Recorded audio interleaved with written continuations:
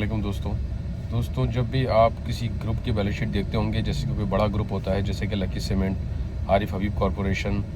या Nishat mills limited, जिन्होंने multiple sectors में मल्टीपल कंपनीज़ में इन्वेस्ट किया होता है, वो अपनी एक बिज़नेस बैलेंस शीट के साथ साथ एक कंसोलिडेटेड बैलेंस शीट भी जो है वो रिपोर्ट करते हैं। जो उनके अपने बिज़नेस की, जिस पे वो बिज़नेस कर रहे होते हैं, मेन उनके ऑपरेशंस की जो बैलेंस शीट होती है उसको अनकंसोलिडेटेड बैलेंस शीट कहा जाता है। और इसी तरीके से जब वो एक कंसोलिडेटेड रिपोर्ट अपनी तमाम सब्सिडरीज और एसोसिएटेड के प्रॉफिट्स को लेके जब मर्ज करके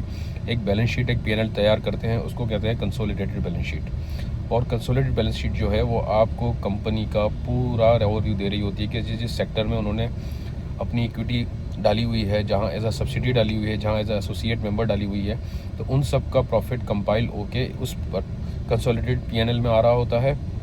और इसी तरीके से उन कंपनीज़ के तमाम बैलेंस शीट्स कंबाइन होकर जो है वो कंसोलिडेटेड बैलेंस शीट्स में आ रही होती है। तो आपने ये ज़रूर देखना है कि जब भी आप किसी बड़ी कंपनी में इन्वेस्ट करते हैं जो मल्टीपल कंपनीज़ को ओन करती है as a subsidiary, as a associate, तो वो जो है अपनी कंसोलिडेटेड बैलेंस शीट जो है वो अलग से रिपोर्ट करती है। ये भी हो सकता है कि उसके बिज़नेस ऑपरेशन में लॉस हो, लेकिन कंसोलिडेटेड बैलेंस शीट जो है वो कंसोलिडेटेड पीएनएल जो है वो पॉजिटिव हो।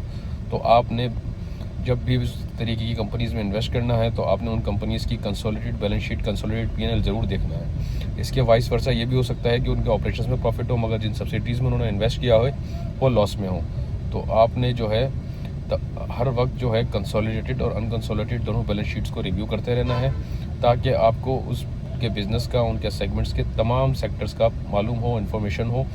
ताकि और उसी के लेवल पे जो है उस शेयर की अपनी वैल्यू जो है वो मैटर करेगी कि वो शेयर्स की वैल्यू उसके कंसोलिडेटेड बैलेंस शीट के नंबर्स पर जो है वो वैलिडेट होगी। तो हमेशा उनको वैल्यू करते हुए आपने उनकी कंसोलिडेटेड बैलेंस शीट ज़रूर देखनी है। Thank you.